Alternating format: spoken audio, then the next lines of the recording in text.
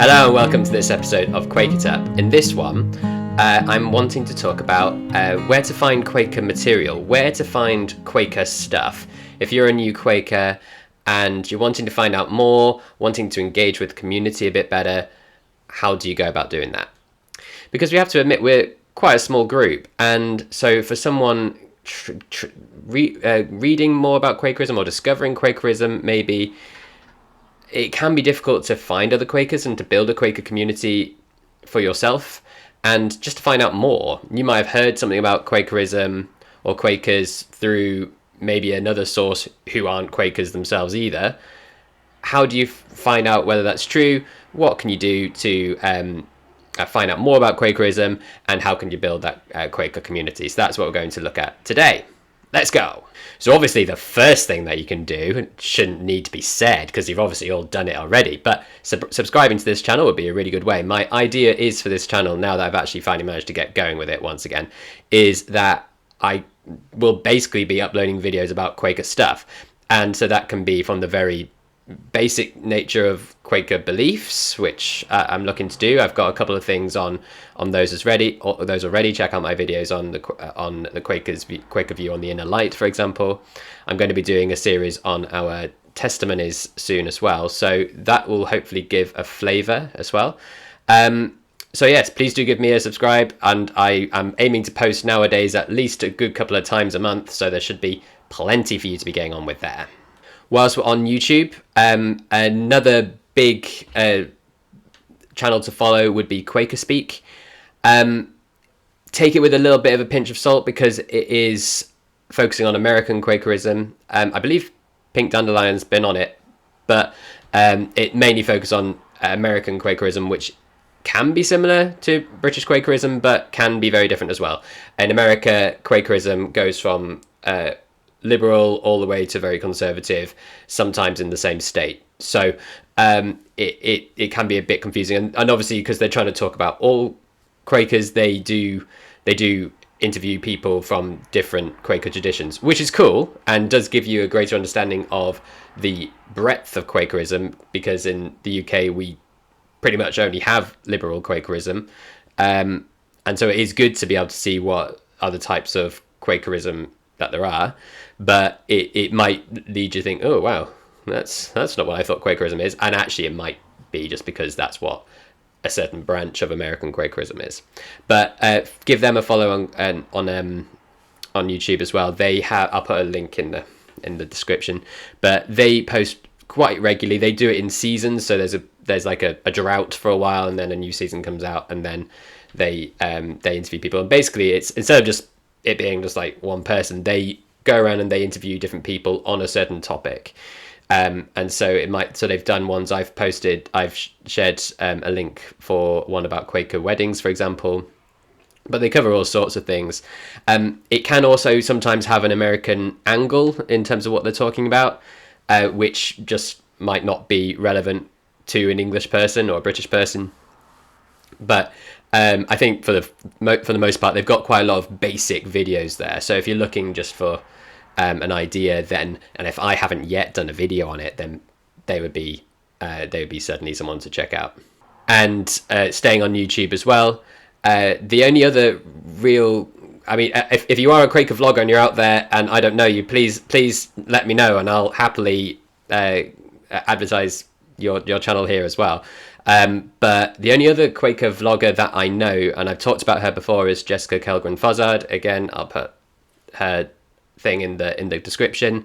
So she vlogs about lots of different things, not just Quakerism. She's more broad than I am, but so she talks about fashion, she talks about the LGBTQ plus community, she talks about disability as well. So lots of different topics, and sometimes Quakerism as well. So for example, she had she's a birthright Quaker, so she was raised Quaker, lucky devil, and so she's talked about that. She got married in a Quaker wedding, so she talks about that, and so yeah, and she's actually quite funny. So I know people who follow her who aren't Quakers and just find her entertaining, so do give her a follow as well. And then finally from YouTube, you could also follow Woodbrook. and Quakers in Britain on there. They do have a presence on YouTube. They don't post all the time, but every now and again there's some useful stuff, especially, for example, with Quakers in Britain, when in the run-up to yearly meeting, they post a couple of things just to get you in the mood and things like that.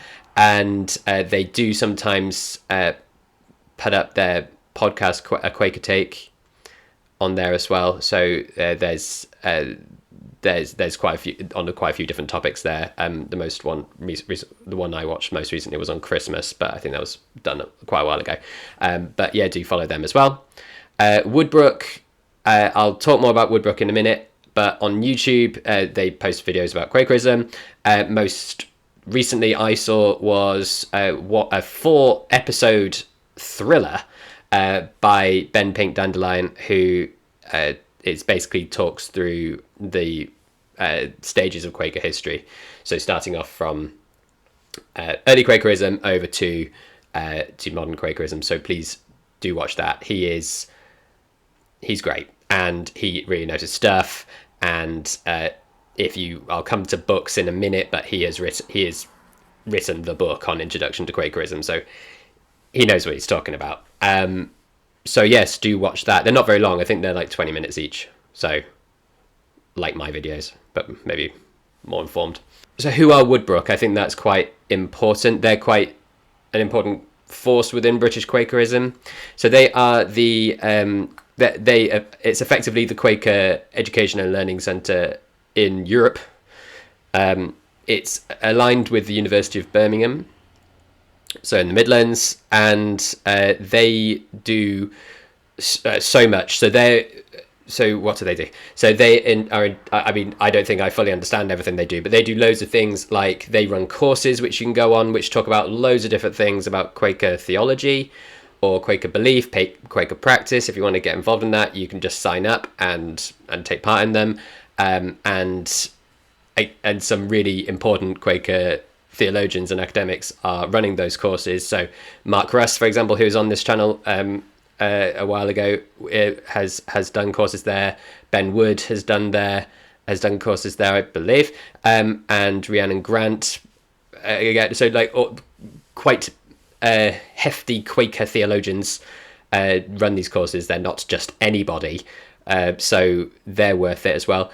Moving away from that slightly, but keeping with Woodbrook, they do have a newsletter which they send out, and if you sign up for that, then they just let you know, for example, about upcoming sessions and things they're going to be running. They also, which I also have found quite helpful, is they also send out alerts for online meeting for worship. So, for example, if your meeting doesn't do online meeting for worship, or if you're really new to Quakerism and haven't really got the confidence yet to go to a meeting, or I was speaking to a person who follows this channel, if you're in a country where Quakerism just doesn't really have much of a presence, then this could be a really good way, because you can just join online and you can get a good sense of what a meeting for worship is like. I've talked about online meeting for worship before. I'll try and put some sort of link to that. And it is different. Obviously, it's not the same as going to a proper meeting. But, so I used that when I moved house before I started going to my local meeting. And it's just, it helps bridge that gap for you. So wherever you are in your life, if you're moving or if you're unable to get to meeting and your meeting doesn't have an online meeting, it means they send these out at quite varied times as well. So there is one on Sunday, obviously, but they do them on Fridays and Wednesdays as well. So, depending on where you are, you can join those as well. So I think that's really useful for people who are starting out in Quakerism as well, who maybe want to dip their toes in, but maybe aren't fully prepared to go to a physical meeting.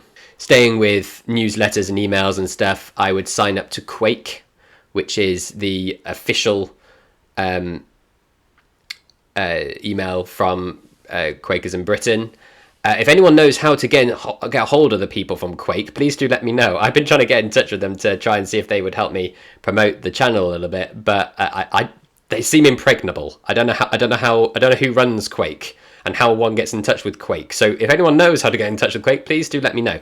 But they are really good because they send an email out every Thursday, and they basically just let you know what's going on. So they might, for example, let you know that new lectures are going on at Woodbrook. They might tell you that some Quakers are protesting against the anti-protest bill, or doing a peace thing for Ukraine or whatever, so they just let you know the things that are going on in the community nationally. So if there's anything that's close to you or anything that you want to travel to, then they can let you know as well. They also let you know about any Quaker jobs that are going and things like that. So every Thursday they send that.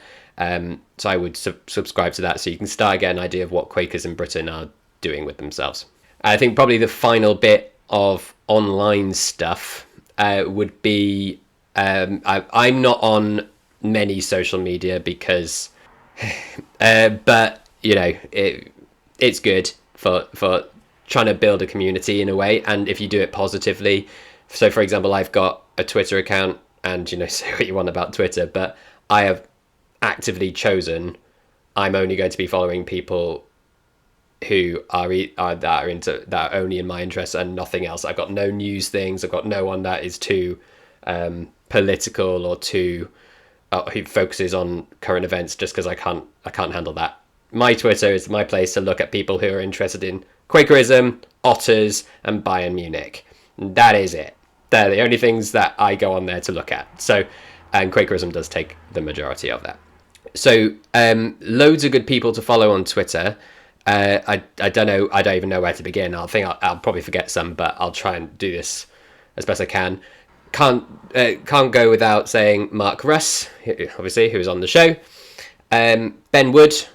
I will try and put their links in there. So if you suddenly realise you're getting loads of new followers, and this is obviously why. Rhiannon Grant, though I haven't seen her on Twitter much recently. There's the Humanist Quaker as well, who I think is probably refreshing maybe as well from myself, because he is he's not a Christian Quaker as I am.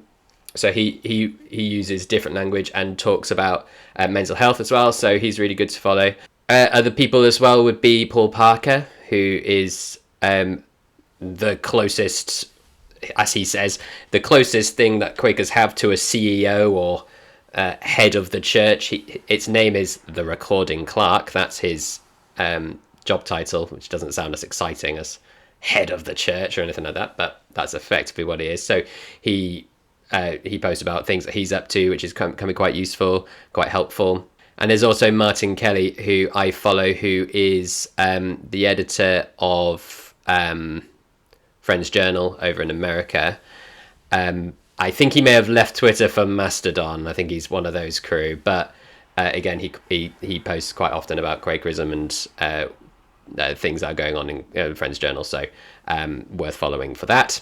And then one that I think is just who I think is just really lovely. I'm not sure how to pronounce her name because I've only followed her on Twitter, but I think it's either going to be Dr. Michelle Shields or Dr. Michaela Shields. I'm not sure. She's a Quaker who lives in Hawaii, and she just posts the greatest posts. So she will have like a nice Quaker, but it isn't always Quaker actually, but a nice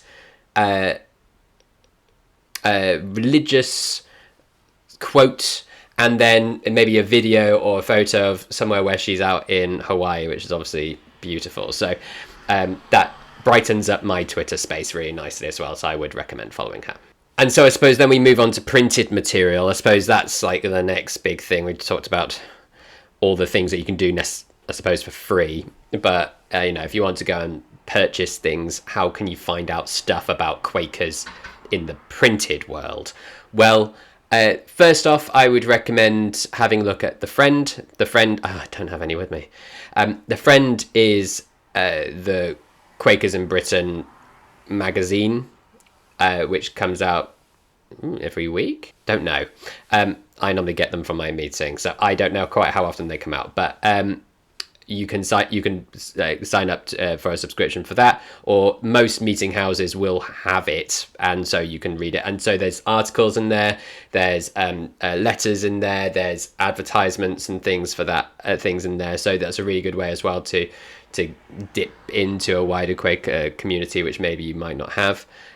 It does have an online version as well, but you can't see everything there, but you can see some of the articles there as well. So you can check those out. Again, I'll put a link in the description below there. And books, yes, right, okay. Let's talk about some nice, easy books. Those of you who saw my interview with Mark Russ, quite a lot of the books he mentioned for his Quaker beginner recommendations are all from the same series. So this is obviously Mark Russ's book, but they are a collection of books that all come under the Quaker Quicks branch. So it's published by Christian Alternative, but the series is called Quaker Quicks, and the idea is that they are about Quakerism and they're quick to read because they're not super long, which means, but that means they are absolutely packed with great British Quaker theology and ideas. So we've got Mark Russ's one on Quaker-shaped Christianity. I've got two by Rhiannon Grant, who I've mentioned a couple of times now, Hearing the Light and Telling the Truth About God. And then I think it was one of the first ones, Jeffrey Durham, What Do Quakers Believe? There are loads of others as well. These are just the four that I've got, but they're not very expensive. You can get them from the Quaker Bookshop. If you go to the Quaker Bookshop website, you'll be able to get them there. If you must, they are available on Amazon.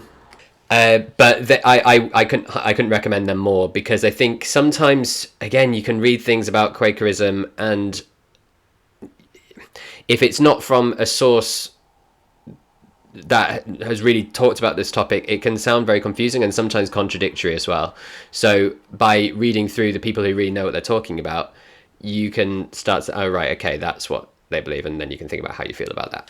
So for those of you who want maybe a bit more of a challenge, I suppose, or just really want to get into Quaker history and how the beliefs of within Quakerism came around, not just in Britain but globally as well, I would recommend an Introduction to Quakerism by Pink Dandelion. I mentioned him before, but he is certainly a big cheese when it comes to Quaker theology.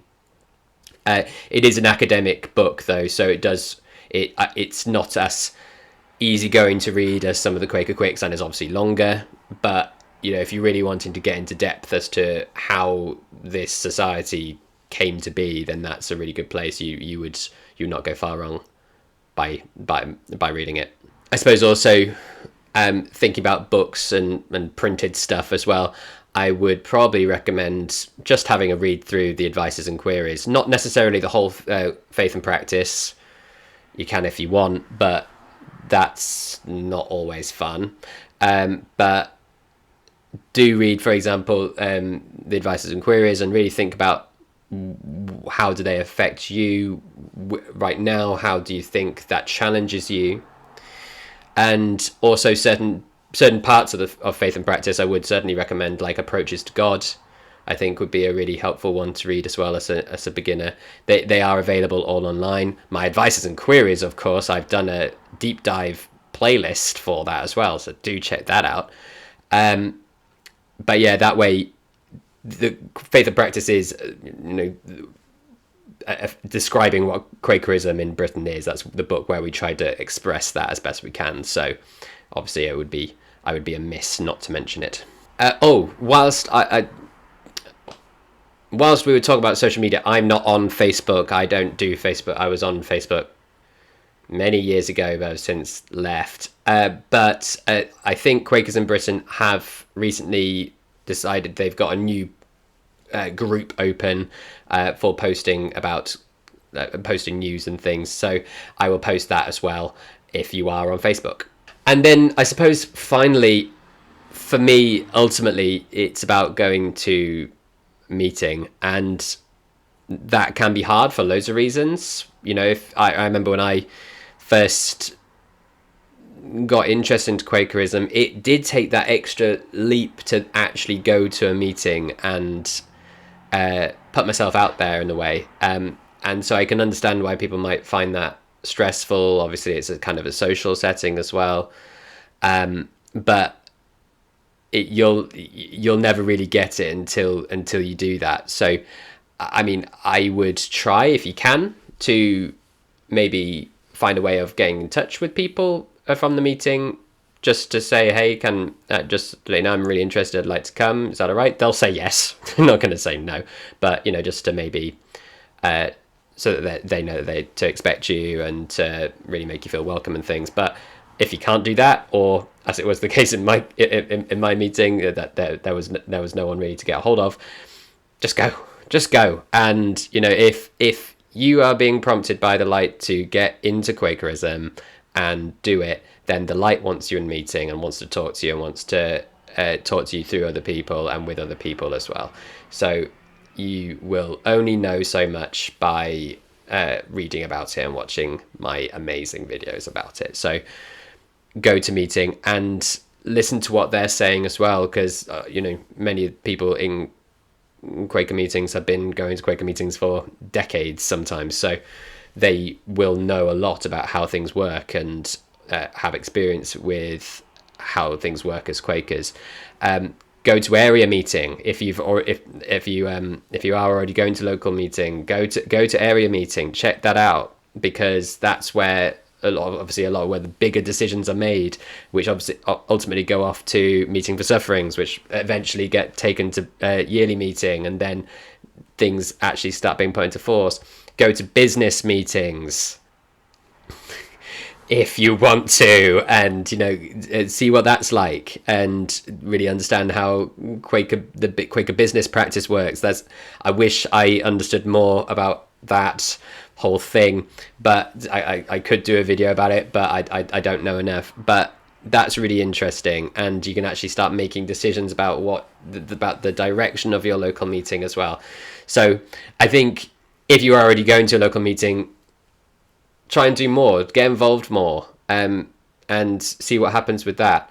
If you haven't got to local meeting yet, I completely get it, especially like now as well. I mean, I'm about half an hour away from my local meeting, so it's that extra sort of commitment to basically do an hour there and back.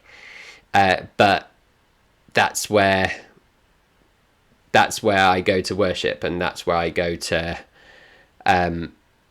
really experience my faith. So you have to take the plunge eventually, and the only thing I can say is that Quakers they would be so happy to have you there.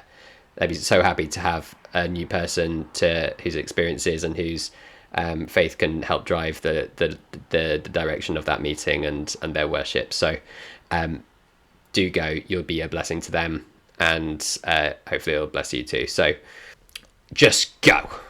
So I hope that was useful. I basically, what I've tried to do is try to think about when I was starting in Quakerism and feel like I just didn't know where to begin. These were the things that I did, and these were the things that were helpful for me. I've probably missed out loads of people, loads of cool books, loads of cool things that people can get involved with.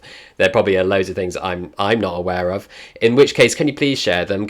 I might, if needs be, I'll do another video and I'll share new things I've discovered about things that we can do to be more of a community, and be able to get things out there that we're doing as a community, to make sure that people are aware and taking part in things that they want to. Because if we can't get it out there, then we might be losing people. So if there is anything else that I've missed, just let me know, and as I said, if needs be, I'll do another video. And for new people, I hope that was helpful. So if you have any questions about anything of what I've said, please do let me know. Do check out the links below, and like, subscribe, follow, all or none of them, apart from me. Follow me. And so yeah, please do let me know. Let's help grow this community. Thank you very much for watching this video. If you liked it, please do click on the thumbs up button, and do check out some of my other videos about Quakerism in the UK. If you want to keep up to date with the latest videos, please do remember to subscribe as well. It really helps. Thank you.